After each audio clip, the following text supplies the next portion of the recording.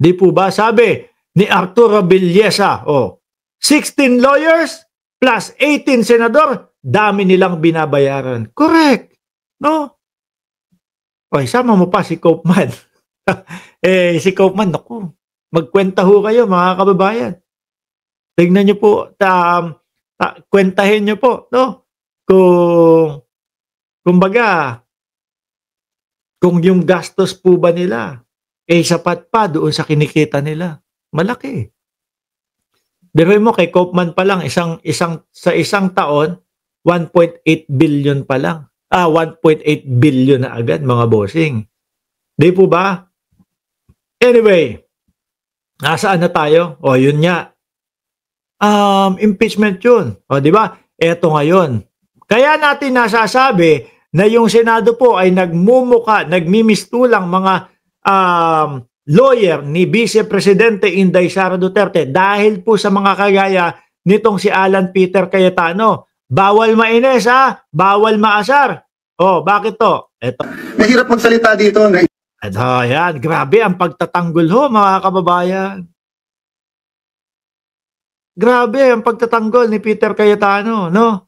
Pakinggan nyo, halos hindi na ho talaga para sa hindi na para sa taong bayan Para na lang po sa mga Duterte. Pakinggan nyo po si Peter Cayetano. Ayos nila. Mahirap magsalita dito na insulto sa lahat ng Pilipino to. Ito ang gusto ng taong bayan.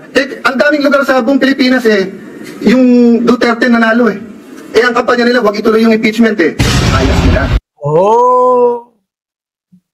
So dahil po ang kampanya nila, wag ituloy yung impeachment, okay na yun.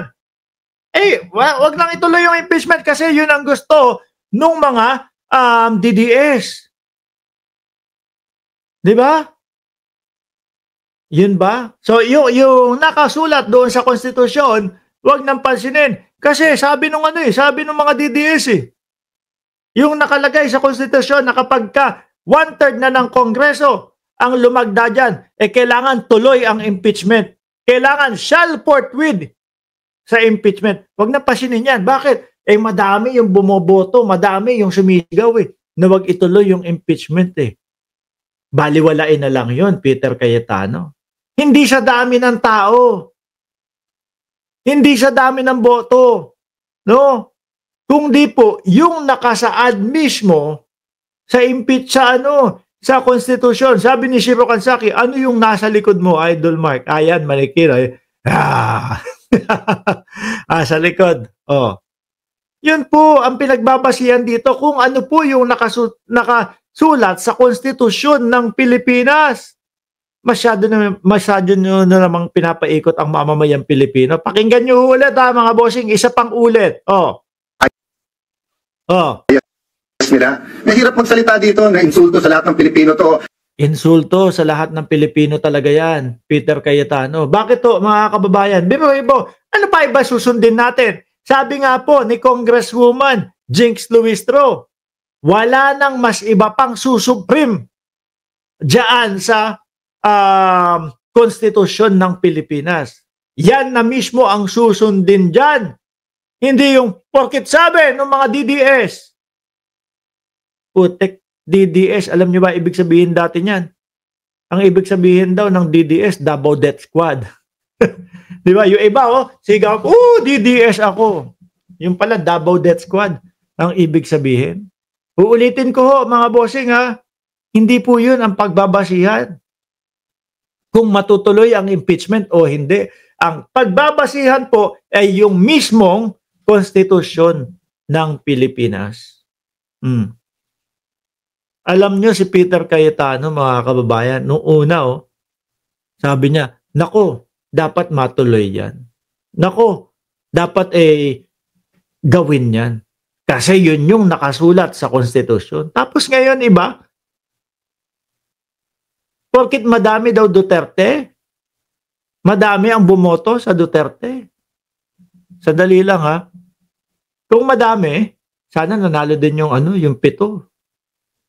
3 panalo, 7 talo sa kanila Lahat yun inendorso ni Inday Sara Duterte.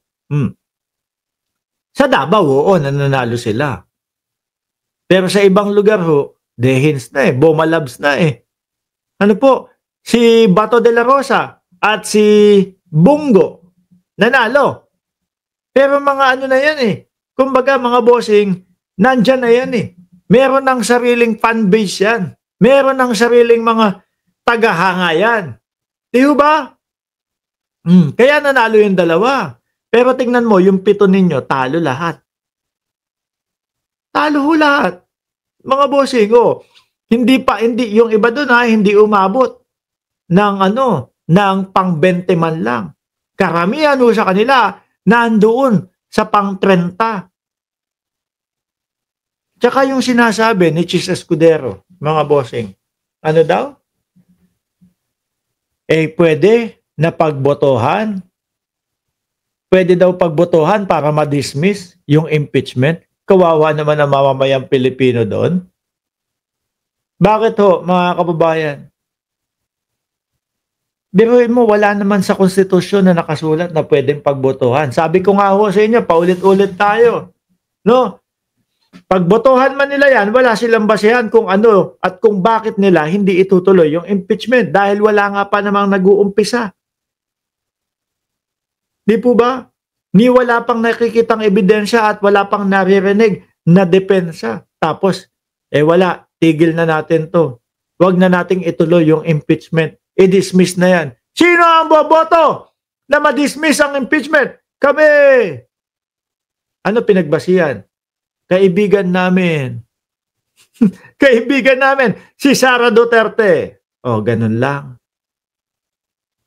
Diba? Sabi ni June Laurista, mabuti pa siguro ay isarado na lang ang Senado. Kitang-kita at halata naman, iisang pamilya lang ang pinagsisilbihan ng mga senador. Wish ko lang mag-swimming sa Taal Lake ang senador na ito. Nakuy, grabe na. Nakakatakot to doon sa Taal Lake, mga kababayan. Lalo ngayon, madaming nakikita na mga sako-sako ho. Mali eh. Diba? Parang gusto ho nilang sabihin na kung ano yung sinasabi ng DDS, kung ano yung mga sinasabi ng mga Duterte Black, yun ang susundin natin. Hindi ho. Iisa lang po ang susundin. Kung ano yung nakasulat sa konstitusyon, mga kababayan. Yun lang po yun. Wala nang iba. At ang nakasulat sa konstitusyon, mga bossing, ay shall forthwith. Tumuloy at maghearing at maglitis patungkol sa impeachment. Di po ba, ulitin natin si Alan Peter Cayetano bago natin iwanan ito, mga boss. Ito ang gusto ng taong bayan. Ang daming lugar sa buong Pilipinas yung Duterte nanalo ang kampanya nila, wag ituloy yung impeachment ayos nila. Hindi, wala.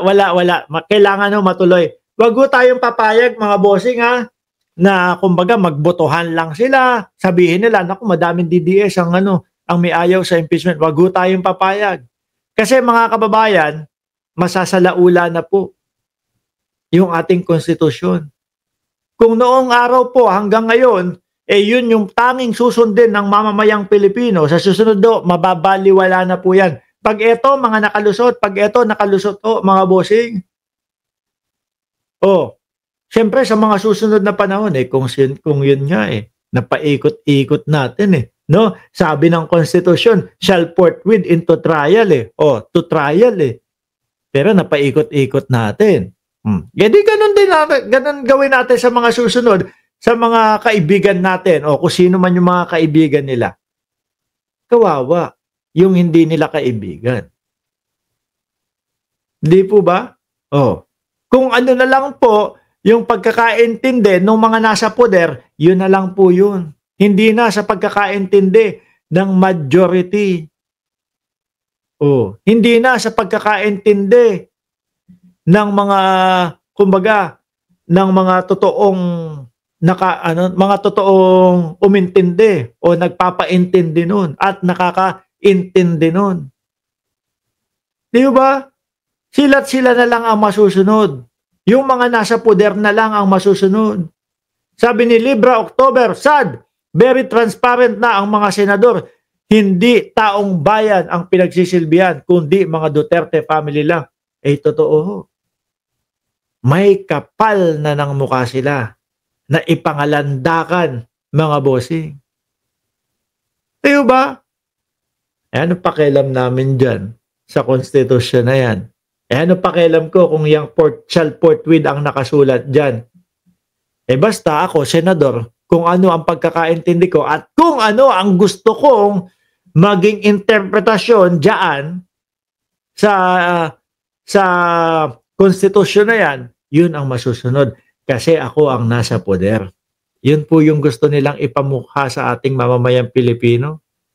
Kaya delikado po tayong mga simpleng mamamayan ho, mga kababayan. Napakadelikado ho, mga bossing, ng mga simpleng mamamayan.